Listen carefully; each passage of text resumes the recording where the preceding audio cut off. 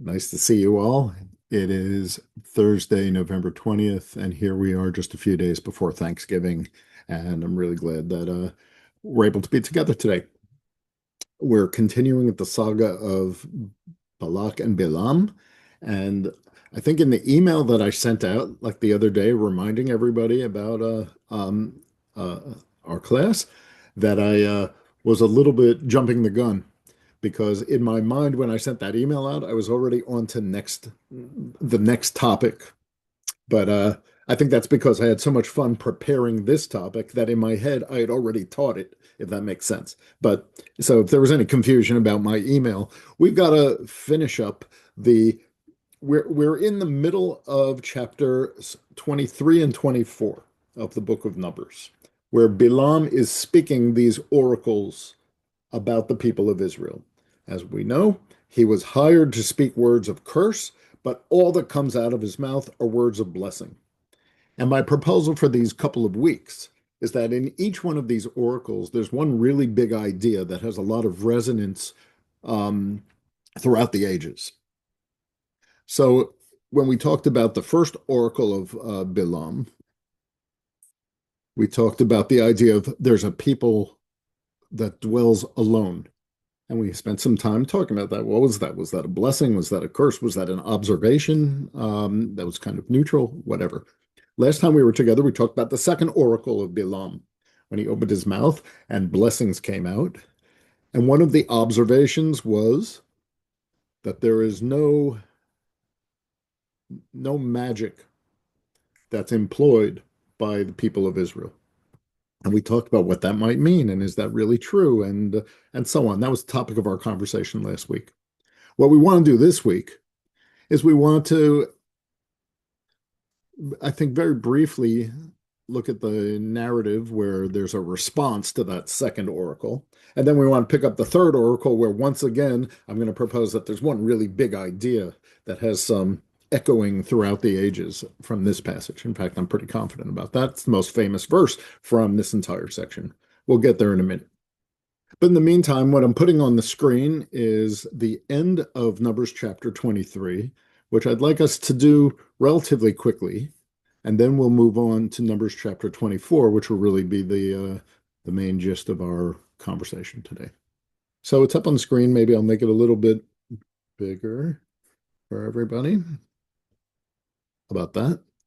And I'd like a volunteer who will be the reader of our text on the screen today. Somebody want to volunteer to do that? Otherwise, it'll be a very quick class. Judy, thank you.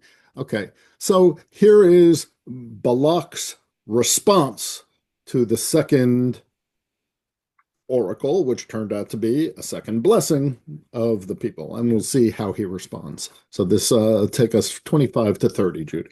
Okay. Thereupon Balak said to Balaam, "Don't curse them and don't bless them."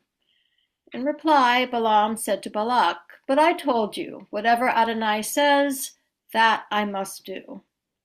Then Balak said to Balaam, "Come now, I will take you to another place. Perhaps God will deem it right that you damn them for me there." Balak took Balaam to the peak of Peor, which overlooks the wasteland. Balaam said to Balak, "Build me here 7 altars and have 7 bulls and 7 rams ready for me here."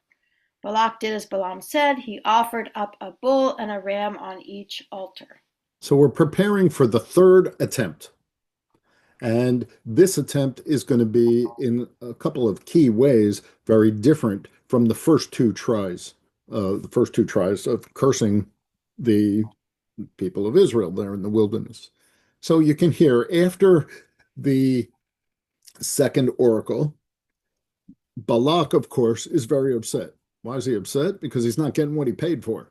Hey, I paid you to come and curse these people, and instead, just these blessings are coming out of your mouth. So Vayomer Balak el Bilam Gam Kov Lo Tikvenu. Don't curse them and don't bless them, he says. And I wonder what this means exactly. There's a little bit of a debate about what he means when he says this. You can almost hear, though, in both the Hebrew and in the English, especially in the exclamation point that the translators put at the end, You can almost hear the exasperation in Balak's voice. What the hell's going on? I hired you to do one thing, and you're not doing it. But what does it mean when he says, don't curse them and don't bless them? I think there's a couple different ways of understanding what that means. Or, I mean, I can think of at least two. One way of approaching it is the way Jacob Milgrom approaches it, and he says, don't curse them and and thereby stop inadvertently blessing them. You know, what he really meant is shut up, because if you keep trying to curse them and you inadvertently try to bless them. So, and this sort of understanding is, I guess, justified by verse 27, where he says, maybe God will, if we do it from a different location, maybe God will change God's mind.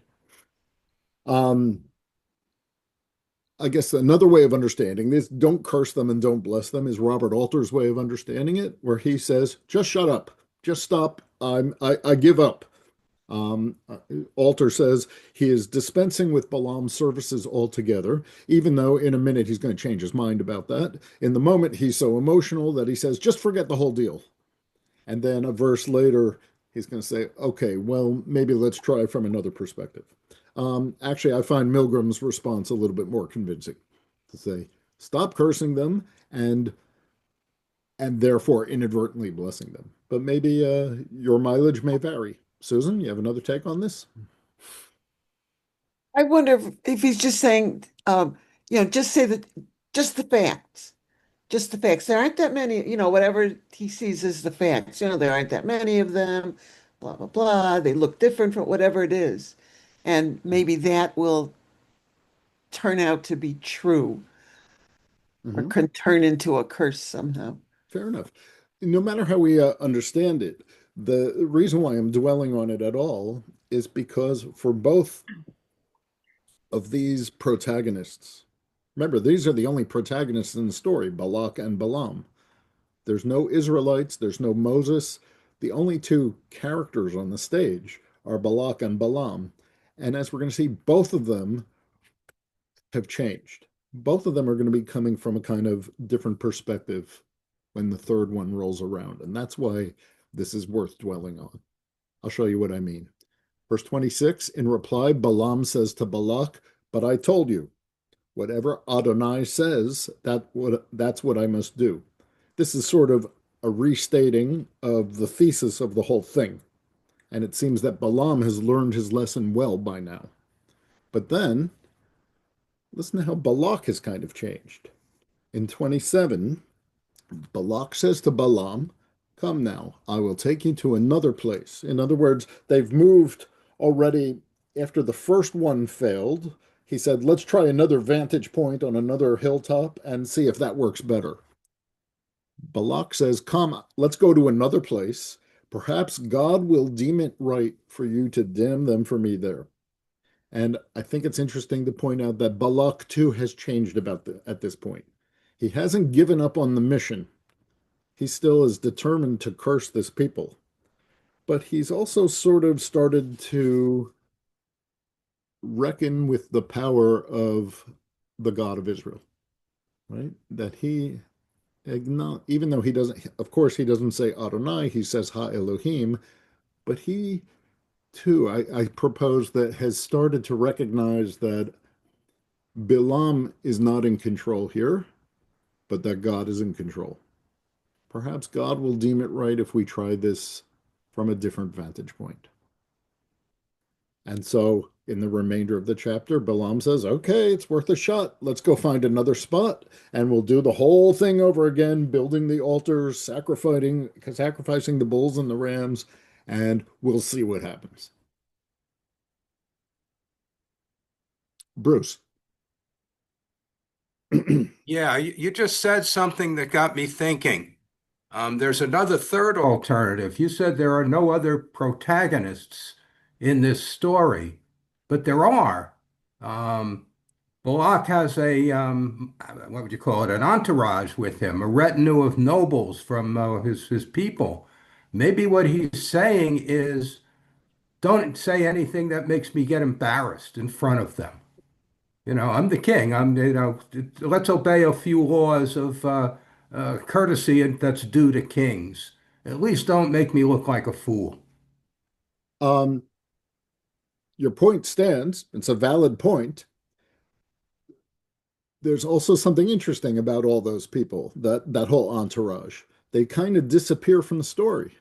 They're kind of not mentioned anymore. And there's commentaries, I think it's Rashi, who says after a certain point, they washed their hands of this and went home. The Torah doesn't say that. This is commentary. But because they kind of disappear from the story, there's this sense of sometimes the bystanders get the message far more quickly than the people who are actually involved in the action of the story.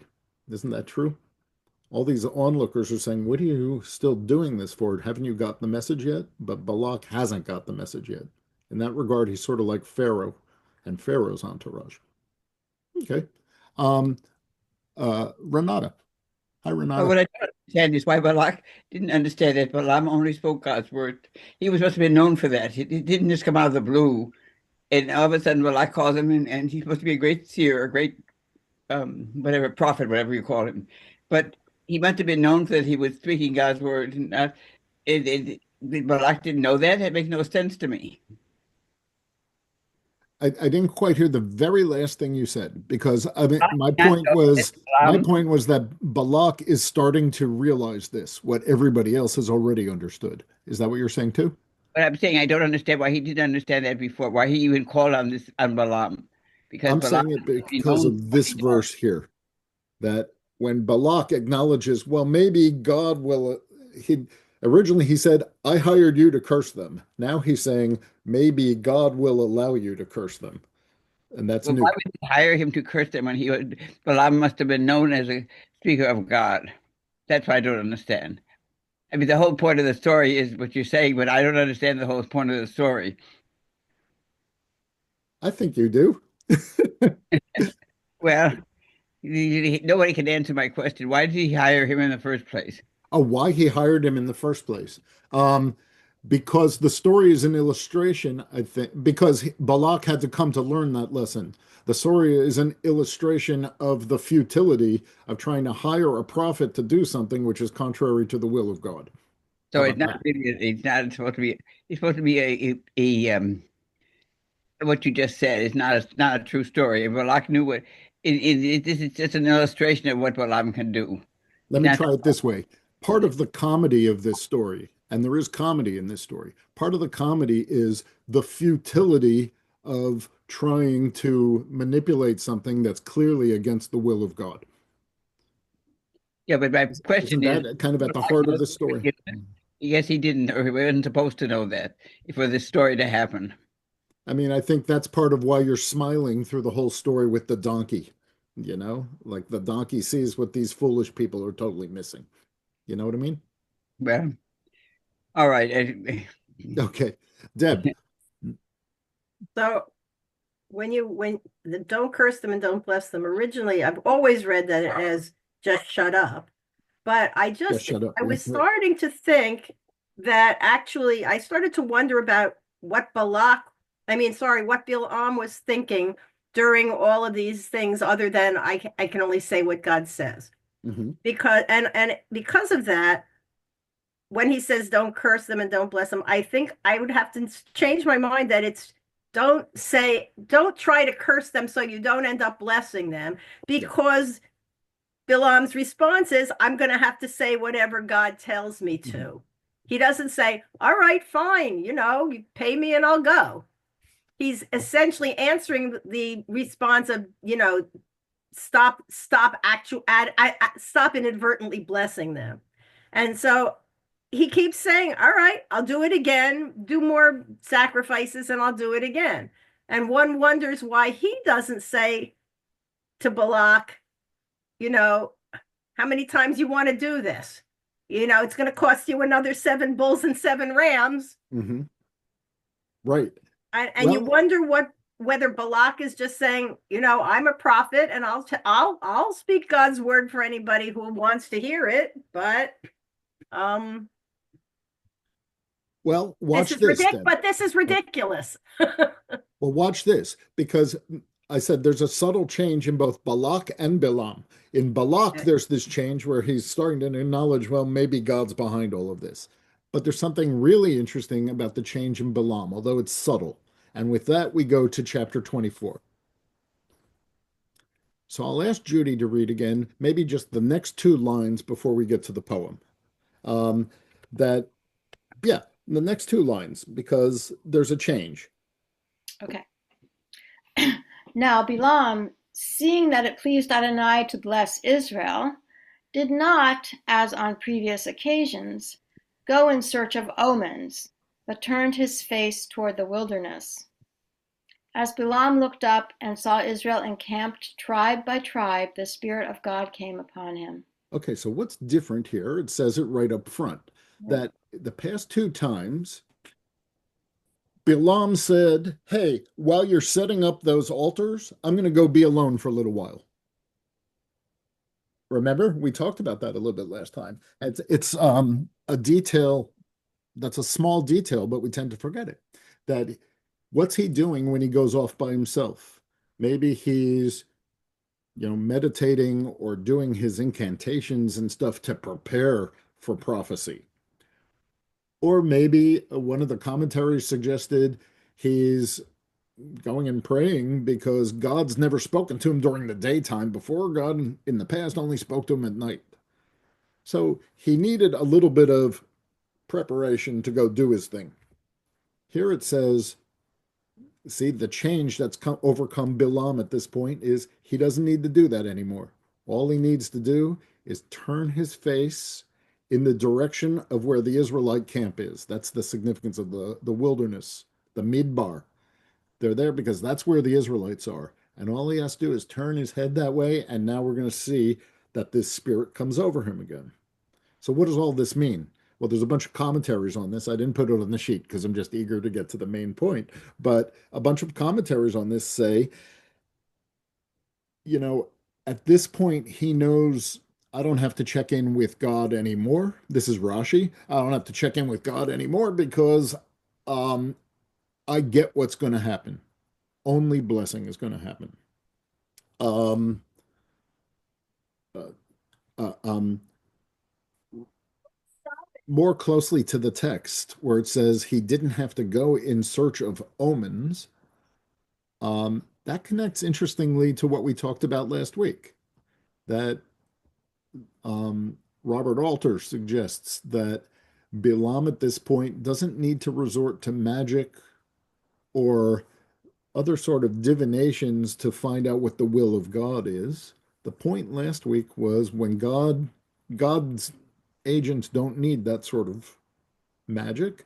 God just speaks through them. Um, so there's an interesting resonance, I think, with what we talked about last time. This time, Bilam doesn't have to do all this work. All the blessings are starting to come straight through him now. Spoiler alert, there's one other big change that's going to come up on Bilam that we're going to see in the poem. And that is, at this point, he no longer talks about Israel in the third person.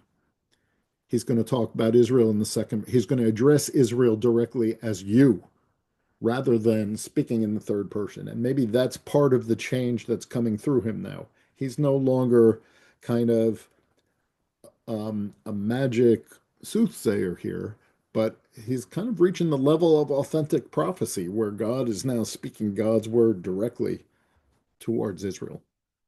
Or maybe you got something else about that. Let's take a look at the poem because this is the third poem according to one of the commentaries I was looking at. This third poem is sort of the climactic one. It's climactic because in the first poem, we established the idea that only God blesses and curses. In the second poem, we established the idea that God's blessings can't be revoked. And the third, this one, we have this also sense of reciprocation that anyone who blesses Israel will be blessed. Anyone who curses Israel is going to resound back upon them. And that's coming also. So, in a sense, they've been building in intensity. And again, the switch from third person to second person, I think, is going to be very interesting. So let's have Judy read the third oracle for us, which starts with verse 3 and goes down to the bottom of the page here. Taking up his theme, he said, Word of Balaam, son of Beor, word of the man whose eye is true, word of him who hears God's speech, who beholds visions from the Almighty, prostrate but with eyes unveiled. Matovu, how fair are your tents, O Jacob, your dwellings, O Israel, like palm groves that stretch out, like gardens beside a river, like aloes planted by Adonai, like cedars beside the water. Their boughs drip with moisture, their roots have abundant water. Their king shall rise above Agag, their kingdom shall be exalted. God who freed them from Egypt is for them like the horns of the wild ox. They shall devour enemy nations, crush their bones, and smash their arrows. They crouch, they lie down like a lion, like the king of beasts. Who dare rouse them? Blessed are they who bless you, accursed they who curse you. Okay. There's a lot of interesting things about this poem, of course. But I think we want to spend most of our time with the most famous verse, which Judy smiled when you read. Ma tovu ohalecha Yaakov mishkenotecha Yisrael. How fair are your tents, O Jacob, your dwellings, O Israel. Because, of course, that phrase enters the Siddur and is an important part of Jewish ritual life. So it certainly makes this one of the most famous passages of the entire saga. I just want to see if there's anything, what we want to connect with how fair are your tents is verse 2, where it says, Bilam looked up and saw them in their tents. He saw Israel encamped in their shochen, that they were dwelling, lishvatav, tribe by tribe, vatia lav ruach Elohim, and the Spirit of God comes upon him. So there's a very natural question that Midrash asks over and over again, all throughout the Torah, when you encounter something like this, and it says, Bilam looked up and he spoke. So the question is always, what? What did he see that prompted this comment? What was it that he saw? What's the significance of he saw Israel encamped tribe by tribe? That's an open door for commentators to walk through, to say, what is it that he saw that prompted all these blessings? That's going to be the meta question here. But before we get to it, let's just see, is there anything we want to say here? This word of Bilam, son of Beor, word of the man whose eye is true. I don't have anything to say about that.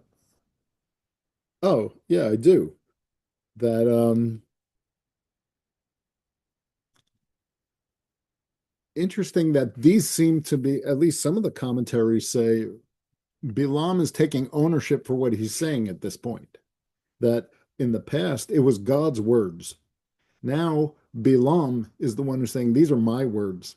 That I've realized the futility of trying to curse Israel. So now, speaking in my own name, I'm going to say, look how blessed the people of Israel are. He's sort of abandoned any pretense to the job that Balak hired him to do by this point in the story. The word over and over again, Naum Bilam, Naum Hagever, Naum Shamea, that this guy is the one who's speaking these words now at this point, not God. Deborah? Deborah, sorry, I just saw the name. Deb, go ahead. That's okay. You can call me Deborah. I I'm I didn't see that way. I saw something different. That this is the first time his other two oracles, he just spoke them. The first one was Balak brought me from Aram. I came, told me what to do, and here's what I'm doing, or here's what I'm saying. And the second time, he says he addresses directly to Balak and says, "Listen to me. Here's what God told me."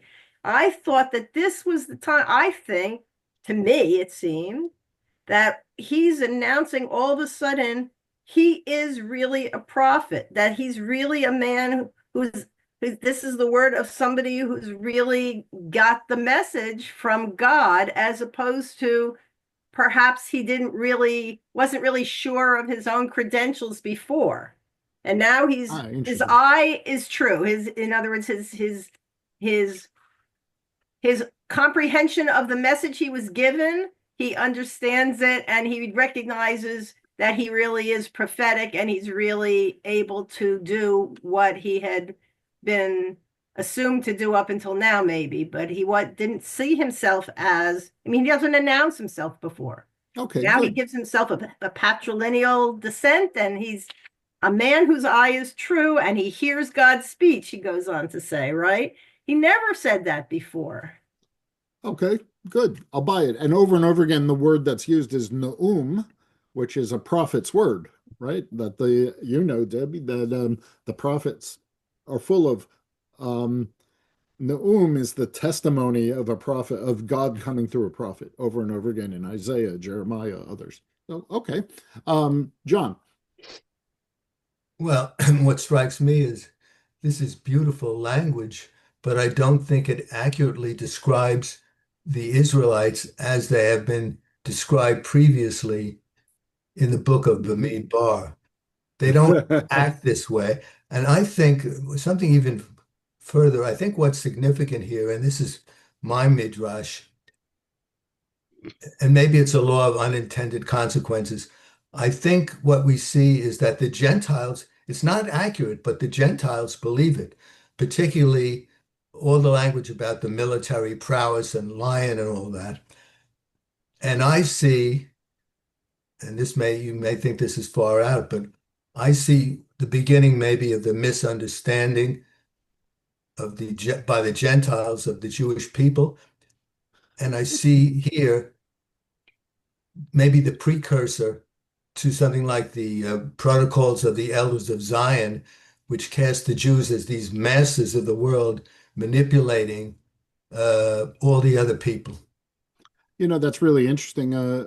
If you write that Devar Torah, John, I I think what's compelling is the difference between I'm not sure which one accurately describes reality, but there's the self-perception, and then there's the perception of outsiders about the nature of who you are, what your community or your family or um, whatever is actually like. I'm not sure which one is more accurate. I'd have to sit and think about that. But certainly the self-analysis of the Jewish people throughout Bamidbar is this constant complaining and grumbling and rebelling and all of that. And the vision of the outsider looking at the people of Israel is Ma tovu ohalecha. How beautiful are your tents, O Jacob. And as we'll see, even more. But which one's more accurate? I don't know. I'm not sure I'm willing to take a side except to say the outsider's perception and our own self-perception are often very much at odds with each other. That's a really interesting Devar Torah that I'd love to see you develop, John. I'll work on it. Renata. Well, I mean, we didn't know. No, I'm not. But the first two instances, he was acting as a ventriloquist, just like a puppet. And in the third case, he actually saw the Israelites. He felt what was going on in his heart, and he acted like a real prophet. And the words came to him through God, but he also believed them. The other times he just was mouthing words like a ventriloquist. That's what I think. Okay, When great. he saw the tents and he saw the people, all the people, he realized that this was a good people, and this people need to move on. And he felt the words that he said, but before he just mouthed the words. Got it. Beautiful. Thank you. And Louise. I just think it was interesting that he's the one who didn't see the angel on the path ahead of him, and They all of a play sudden it. his eyes are open. Yeah, that's a fantastic comment, Louise. Like the way the Torah here plays with vision and what somebody sees Right. and what somebody doesn't And see. it wraps it back around to the beginning, kind of the beginning of the tale. So that's what I really saw. Great point. Thank you for saying that. Carol. I love what Louise said, and I also like the idea that our self-perception is different from the way people perceive us. Mhm. I tend to look for the positive on all of this. Mhm. So what I read into this is that when he looked out and saw the tents, and the palm trees and all of that, he was actually seeing the Garden of Eden again. We were going through another evolution, that we have another opportunity, another time to sort of evolve into better people and succeed as we move forward. So here we are in the Garden of Eden. We did escape Egypt. Things are not always rosy, but we did escape Egypt. And now we're being blessed, saying that even though things are going to be difficult again, we're going to succeed again. Beautiful. Carol, what's your clue in the text that connects it back to the Garden of Eden? Like palm trees that stretch out like gardens beside a river, like Excellent. aloe plants by God, like cedars beside the water. Those are all garden images. Yeah, especially yeah, you're spot on. Of course you are. The rivers beside the gardens beside the river sounds very much the Genesis chapter 2 talks about the Garden of Eden and the rivers that run through it, and you might even say ma tovu, that the word tov here of all the possible words that could have been chosen is a very much a Genesis chapter 1 sort of word. Every time God creates something, ki tov, God sees that it's good. So there's a bunch of midrashic words at least that reinforce what you're saying, Carol. Spot on. Okay, so let's talk about matovu ohalecha in the second half of our time together. Matovu ohalecha Yaakov. How tov, as Carol's pointed out, how tov are your tents, O Jacob, mishkanotecha Yisrael, and your mishkanot. Mishkanot is the plural of mishkan, which might be significant. Also, Mishkan was the tabernacle that they've been schlepping through the wilderness, but it also means the place where you shochen, the place where you dwell. So the translation is a good translation, but the words also have multiple nuances to them. How fair are your tents, O Jacob, your dwellings, O Israel? Well, you probably already know, we've already made the point too, that this verse is very significant because of the way it enters into Jewish tradition. Jewish tradition, every morning service, every Shacharit service, every weekday, every holiday, and every Shabbat opens with these words of Bilam's. You walk into the sanctuary, and a lot of synagogues historically wrote these words over the doorway to entering the synagogue. Ma tovu ohalecha Yaakov mishkanotecha Yisrael. Um, the first two comments we can do kind of quickly. I just wanted to say what, the first question is, what's it doing there? Of all the things in the world that could have opened the morning service, the rabbis decided when they were putting the Siddur together that you should start with Bilam's blessing. As the first comment on the page points out, that's a pretty universal custom in the Jewish world, but it wasn't without its controversy because we're Jews and we argue. So he points out that even in the earliest proto-Sidurim that we have from the Middle Ages, already they had the custom of saying Ma Tovu when you walked into the sanctuary in the morning. But he also points out that there were people who objected to this. And basically, the bottom line of their objection was, how could you let this evil enemy of Israel, Bilam, get the first word of your morning service? Rabbi Shlomo Moriel vehemently protested its recital since it was uttered by Bilam, an idolater. He doesn't resolve this question. He just says, yeah, there were objections to this, but the Talmud says we've done this for a long time. Oh, the Talmud says it's because ohalecha umishkantecha, that your tents and your dwelling places refer specifically to your synagogues and your Hebrew schools. We might have more to say about it. We're obviously already in the realm of Midrash, but to imagine that what Bilam was observing was look at their synagogues, look at their Hebrew schools. But maybe he was saying, maybe that interpretation also means look at their spiritual character and at their commitment to learning. These are two of the finest things that he observed as he's on the mountaintop observing Israel. But for a more modern commentary, Our friend Dr. Ellen Frankel has a lovely, very short observation. Again, in answer to the question, why would the rabbis decide to open every daily service with the words of Bilam? And she has a kind of nice, surprising comment to this, I think.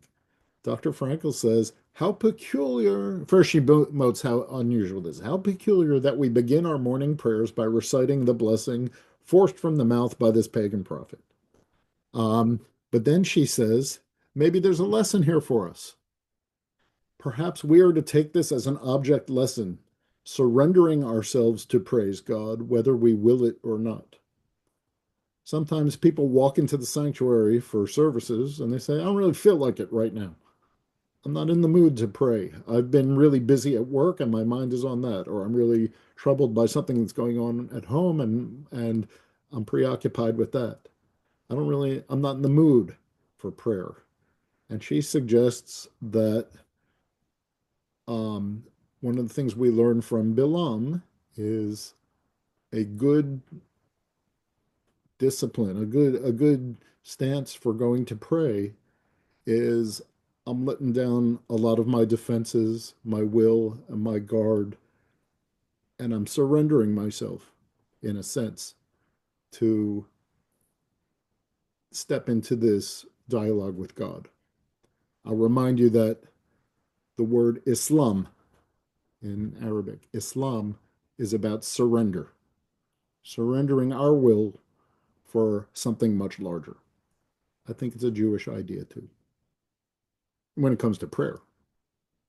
So, anyway, and who could be more of a Torah model of that than Bilam, who surrendered his will, as it were, to let God speak through him? A very spiritual idea. Carol?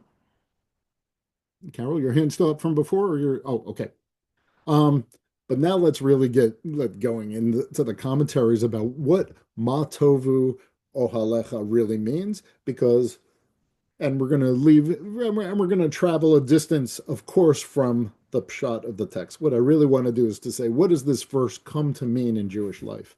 And I promised you before we're all done, there's at least one, I think, very spiritual comment on the page that if you've been taking the Jewish mysticism class with me, is going to have some overlap with some stuff that we've done. So we're going to look at traditional commentaries of how beautiful are your tents, O Jacob, and your dwelling places, O Israel. By the way, one of the questions that they're going to ask is, what do tents have to do with Jacob? What does dwelling places have to do with Israel? Why are we talking about Jacob, and what's the difference between Yaakov and Yisrael? That's also one of the topics that's going to come up in this conversation, which is kind of cool. Susan, you have a comment about this? Not about that, but uh, Bilam, if Bilam had known that we were going to be singing this every day, um, I assume he would be very embarrassed. There's something about someone who didn't even want to say anything. I mean, really, in his heart of hearts, he didn't want to say anything nice, and he inadvertently did, and we've remembered it all the time. Um, wouldn't it be nice if we could always turn things like that? And that's a nice Uh, way of understanding those words when you come into the sanctuary also. I think there's a lot more to say. I mean, I think we could do a whole lot more on why say these words when we start to pray. But I'm going to go in this direction instead. Judy, can I call on you again to read? First of all, this is a famous passage from the Talmud. We didn't answer the question yet about what was it that Bilam saw when he's standing there. He lifted up his eyes and he saw and he started speaking. Well, that's a very Talmudic, midrashic sort of question, and the Talmud's got an answer to that one, of course. It One of the things as Judy reads these words, think about what the rabbis do, how they're determined, even in unexpected places, to find ethical lessons. That's one of the beauties, I think, of the rabbinic tradition. Even in places where you least expect it, they're going to find ethical lessons to draw upon. Watch this, Judy. Go ahead. All right.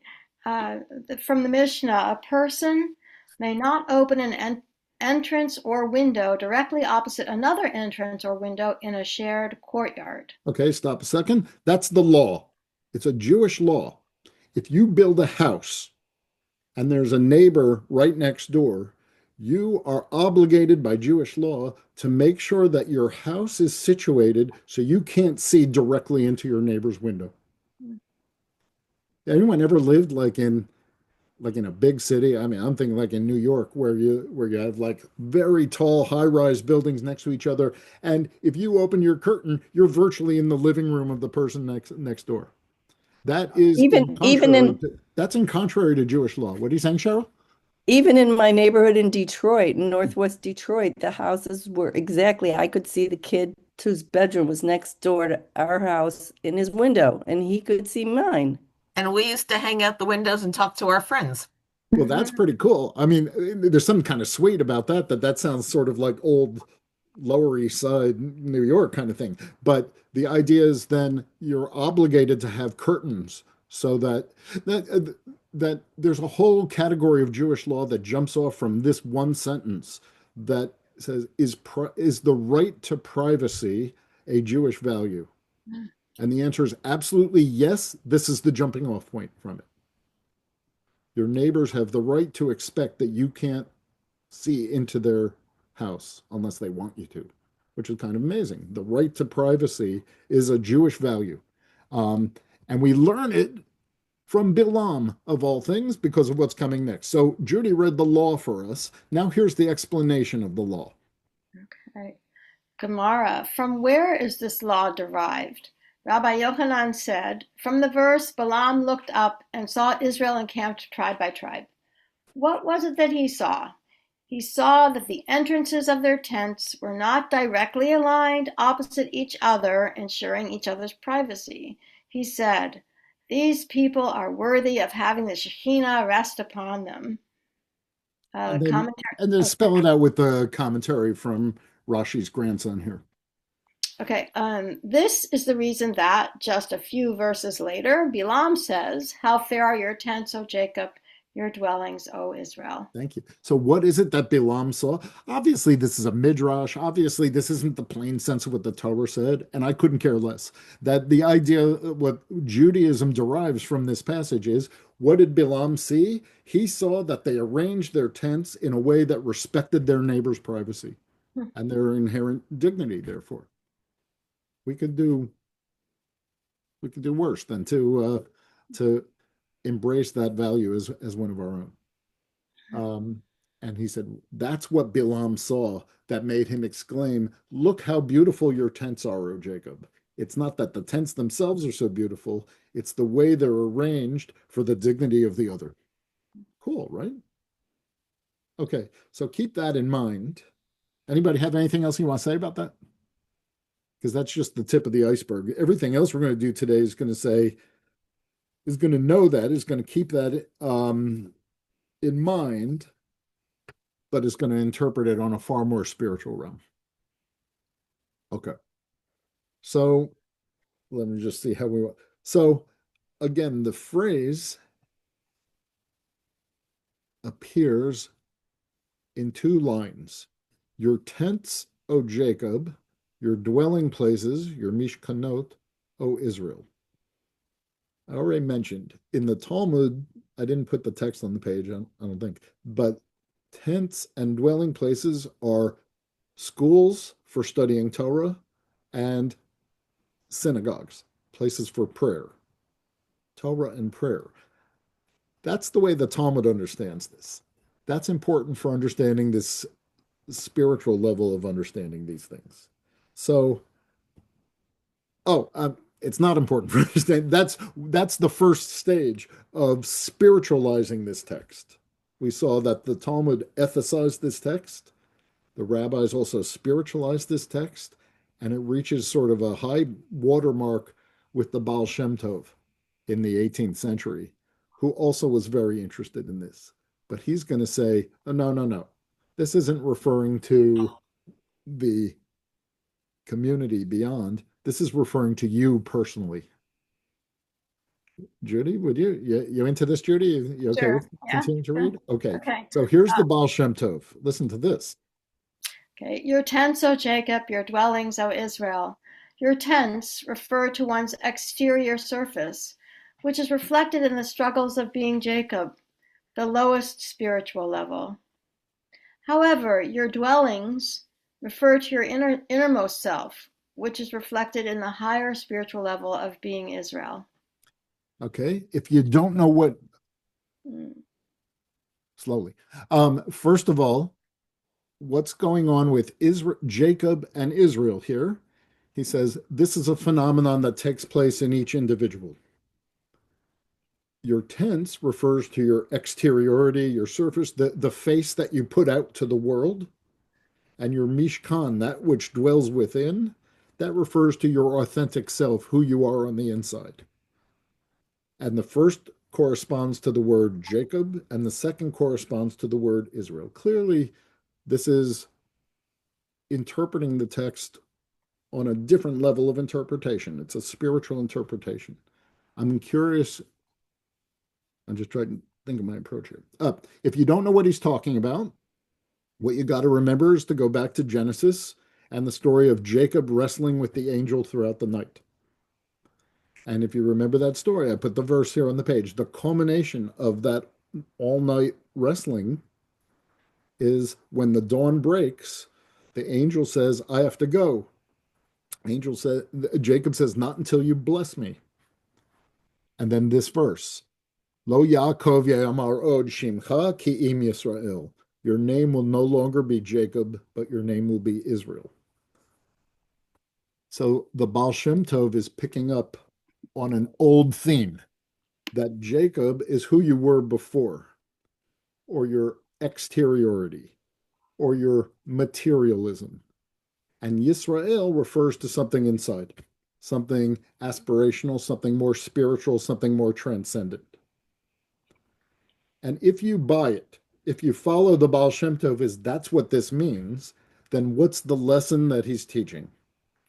Your tents are the exterior, Jacob, the lowest spiritual level. Your dwellings refer to your innermost self, Yisrael, your highest spiritual potential. But what's the lesson of all of this? How beautiful are your tents, O Jacob, how and your dwelling places, O Israel. Spell it out for me, Judy. What's the lesson? Oh, okay. Well, I'm not sure I have it. I have another Mhm. question, but I think where they're going is that the pro what comes across to me is that the process of growth and development is a beautiful thing because he's saying that according to Baal Shem Tov, even if Jacob is the lowest spiritual level, it's still a beautiful place to start from, and then you move on to the higher spiritual level, as he called it, being Israel. But the one other thing I wanted to mention in terms of, it's so beautiful to me personally that um, calling Israel a higher spiritual Israel, as I understand well, the angel says it. It's you've striven with beings divine and human, so that the idea that the struggle itself is a spiritual endeavor and it's to be valued. I just find that compelling. So Beautiful. I'm glad you did. Exterior and interior. I mean, I think it sounds almost trite for me to say what I think you said this beautifully. For me, it's going to sound a little bit cliched, but I think it's a vote for integrity. That spiritual living is knowing that somebody's on the outside correctly corresponds to what the inside is. That, I mean, the opposite of that is corruption or hypocrisy. Somebody who says and does one thing, but on the inside is exactly the opposite, is plotting and scheming and things like that. That's not integrity, that's hypocrisy.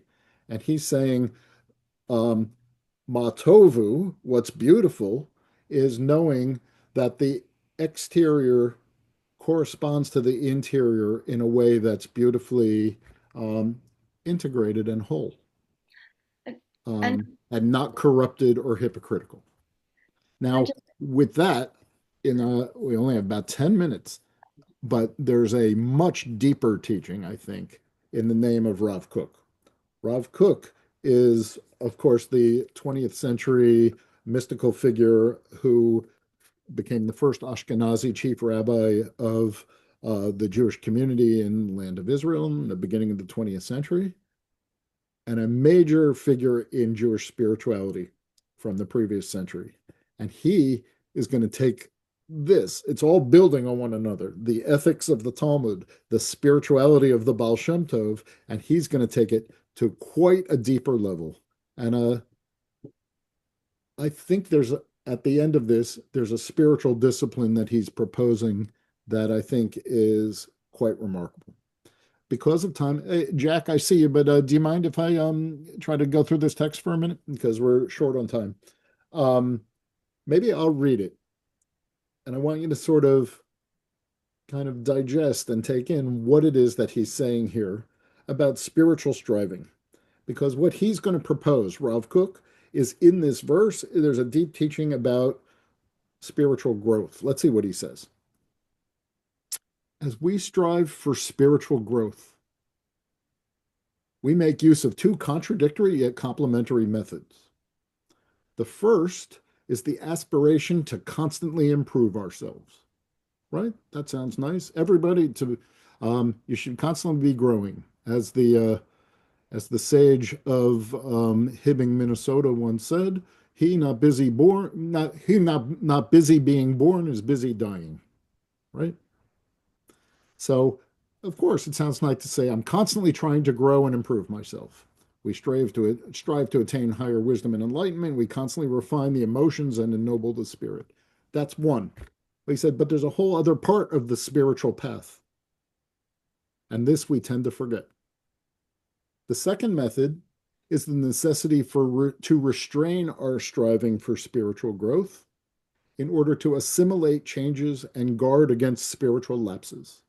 We want to internalize our spiritual and ethical gains and maintain our current level. This means that we must curb our desire for growth so that our ambitions do not overextend the soul's natural capacity for change. Some of that sounds counterintuitive or even unreligious, but think about what he's saying. Part of the cliche is to be growing and learning all the time. He's suggesting that's half the story. The other half is you need the opportunity to consolidate, to reflect, to say, okay, let's stop and digest what it is that I've been experiencing and learning and doing and process it. What does this have to do with what we're talking about? Well, his whole teaching is going to be a midrash on Bilam. The Ohel, the tent, and the Mishkan, the dwelling place, he says they're both forms of temporary shelter. Both relate to the soul's upward journey, but they differ in a very significant aspect. The Ohel, the tent, is inherently connected to moving, to traveling. It corresponds to the aspiration for constant growth and change. So the Ohel, sort of the tent, is while you're moving on your journey, and I don't know, it's nighttime or it starts raining, you need to protect yourself, you put up a tent.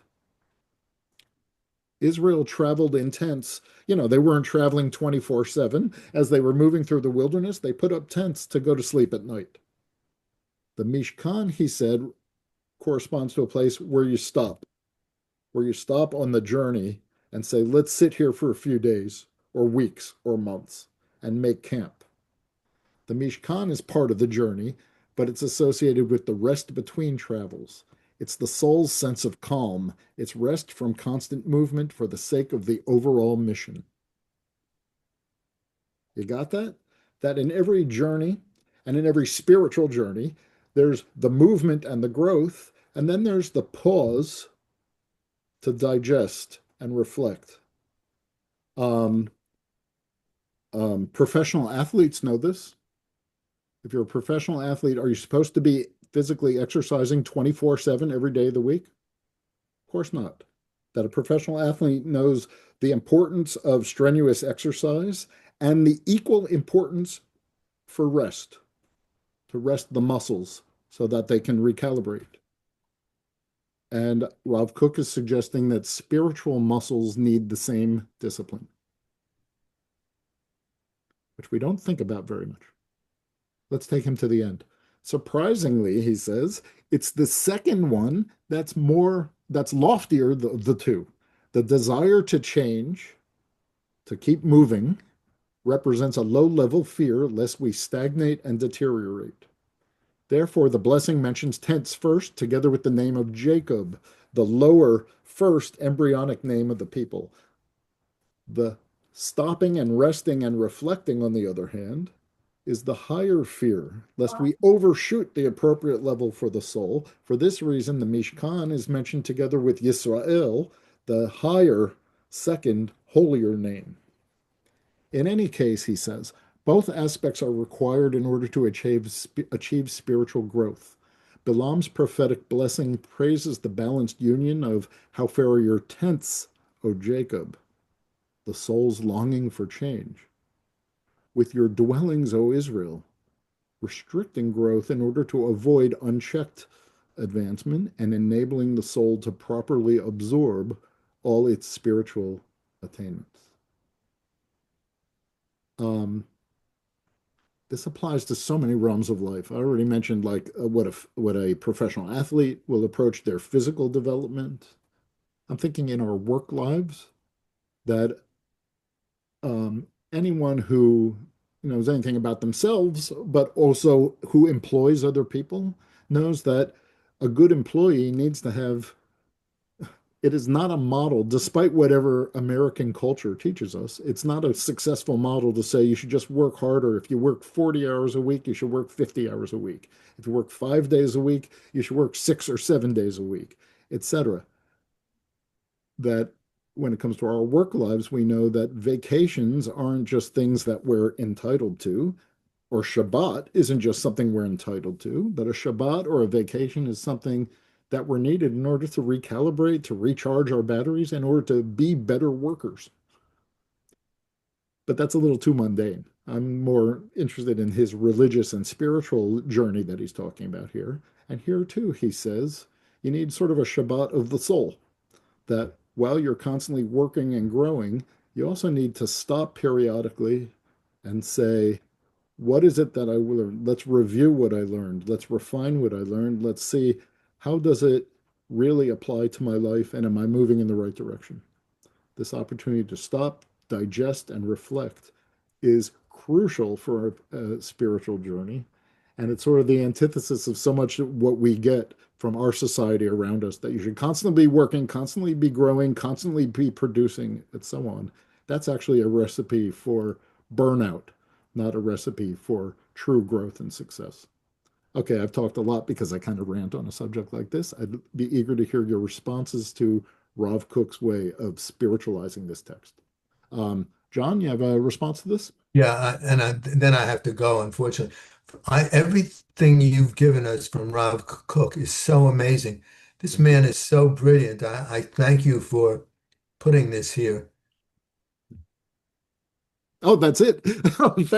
Thanks, John. I feel the same way. Thank you for saying thank you, I have because to yeah, go. I Great think it's a class. very profound and important thing to say. If I have another minute with you, um, there's a precedent for what he says in the Rambam, because the Rambam also says when it comes to your personal Torah study, I mean, obviously the Rambam's not a mystic like Rav Kook is, but the Rambam says when it comes to your personal agenda for Torah study, you should divide the way you study Torah into thirds. He suggests devote 1/3 to the written Torah, the word of the Bible and the text itself. 1/3 to the oral Torah, by which I think he means the interpretations of the rabbis and the lens of Jewish tradition. But the interesting thing, Rambam says 1/3 of your Torah study should be devoted to reflection and understanding from beginning to an end, inferring one thing from another.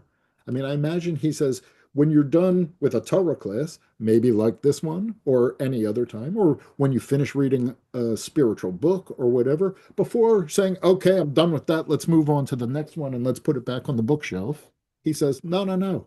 A big part of learning is stop, reflect, digest, say, what does this really have to do with the road that I'm traveling here in my journey. I think it's a very powerful thing to do that we often forget to do in our lives. I know in my life, it is very, very easy to just say, great, we're done. I got to run on to the next thing now. The opportunity to stop and reflect is the true measure of, or is a true feature of spiritual development. Both of these texts propose, even though there's a big world apart between Rav Kook and Maimonides. So thank you. Thanks to John for those words, because I felt the same way. I was so eager and excited to share that commentary with all of you today. And now here we are on the cusp of a little bit of vacation for many of us, or most of us. So I hope whatever you're doing next week, as you celebrate Thanksgiving, is also an opportunity for rest, reflection, recharging spiritual batteries. So when the time comes, in 2 weeks' time, we can get back together and continue down that road of growth and learning together with one another. Thanks, Thank Neil. you. Thank Thank you, you everybody. so much. Thank you Great to so see you much. all. Thank you. Yeah. And Thank happy you. Thanksgiving and see you in 2 weeks. I Next hope one. you're going to see your Thanksgiving, parents everybody. sooner than that.